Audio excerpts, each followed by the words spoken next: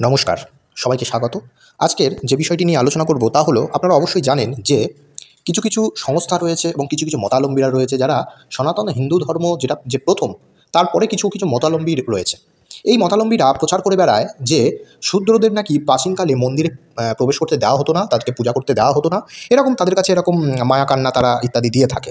তো বর্তমানে আপনারা এটাও দেখতে পাবেন যে এই কাজগুলো করে থাকে বৌদ্ধবাদীরা এবং ভীমবাদীরা। তারা নিজেরা মনে করে যে মানুষকে কুসংস্কার মুক্ত করতে হবে এবং চেতনার আলোয় জাগ্রত করতে হবে।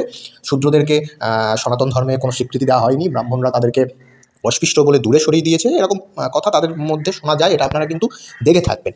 তো আজকে আমরা এই ভিডিওতে প্রমাণ দেব যে এই যে ভেদভাব, জাতিগত যে সামাজিক কুরীতি যেটা রয়েছে, এটা কি সামাজিক কুরীতি প্রাচীনকালে ছিল? এই যে ভেদভাবটি কি প্রাচীনকালে আদৌ ছিল? এর ঐতিহাসিক প্রমাণ কি? এর ঐতিহাসিক প্রমাণ নিয়ে আজকের আমরা আলোচনা করব এই ভিডিওর মাধ্যমে। আপনারা এই বিষ্ণু মূর্তিটি দেখুন। এটি হচ্ছে একটি বিষ্ণু মূর্তি। কোথায় পাওয়া গেছে?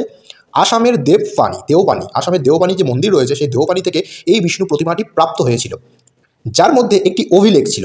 এবং এই অভিলেখটি কত পুরনো আমি আপনাদেরকে বলবো, আগে দেখিয়ে দিই। এই অভিলেখটি আপনারা দেখতে পাচ্ছেন, এটি হচ্ছে মাতৃকা লিপিতে এই অভিলেখটি লেখা রয়েছে। এটি হচ্ছে মাতৃকা লিপি।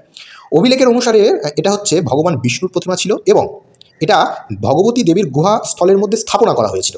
এই অভিলেখের মধ্যে এটা লেখা আছে যে ভগবতী দেবীর পূজা সমস্ত লোক, অর্থাৎ কি শূদ্র, দ্বিজ, নারীও এই ভগবতী দেবীর পূজা করতো। এই অভিলেখের মধ্যে কিন্তু লেখা আছে। আপনারা স্ক্রিনে অভিলেখটি অবশ্যই আপনারা দেখতে পাচ্ছেন। এই অভিলেখে কী লেখা আছে দেখুন, মার্ক করে লেখা হয়েছে। এখানে লেখা রয়েছে যে ড্রাগ শুদ্ধ দিবজবর্ণ নারী সেব্যাতু দেবী ভগবতী তু গৃহয়া নাম পাঠাতি ভগবতী নারায়ণস্তা শেয়লী প্রতিমা ভক্তা নাম।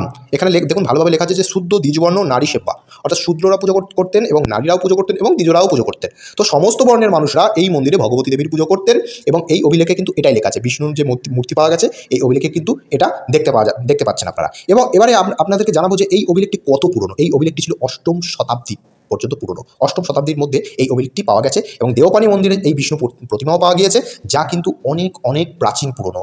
যা আমাদের এই যে নতুন যে বৌদ্ধ মতাবলম্বী যারা রয়েছে, কিংবা যারা বলে যে সনাতন হিন্দু ধর্মে ছুত রয়েছে, কিংবা শূদ্রদেরকে কোনো অস্পৃশ্য বলে দূরে সরি করা হয়েছে, তাদেরকে মন্দিরে যেতে দেওয়া হতো না, তাদেরকে শিক্ষা দেওয়া হতো না, তাদেরকে পূজা করতে দেওয়া হতো না, সমস্ত কিন্তু এই ভিডিওর মাধ্যমে আপনারা বুঝে গেলেন সমস্ত তাদের ভুল ধারণা। হ্যাঁ, কিছু জায়গায় অবশ্য এই সমস্ত সামাজিক কুরীতি চলেছে। তো সামাজিক কুরীতি সঙ্গে ধর্মের কি সম্পর্ক? সামাজিক কুরীতি সেটা সমাজের মানুষরা করে ফেলেছেন। কিছু মানুষ নিজেদেরকে বড় মনে করতেন, সেই জন্য তারা শূদ্রদেরকে বা মানুষদেরকে এরকম কিছু কাজ হয়তো করেছে তারা। এটা হচ্ছে সামাজিক কুরীতি। এটা ধর্মের সঙ্গে এই জাতিগত কোনো ভেদভাব নেই ধর্মের সঙ্গে। হ্যাঁ, এবার তাদের মতাবলম্বী থেকে যারা এই সমস্ত কথা বলে, তাদের যে মতাবলম্বী যারা রয়েছে, তাদের মধ্যে যে জাতিগত ভেদভাব রয়েছে, সেটা কিন্তু আপনার সামনে আমরা ভিডিও আনতে চলেছি, আপনারা কিন্তু দেখতে পাবেন সেটা।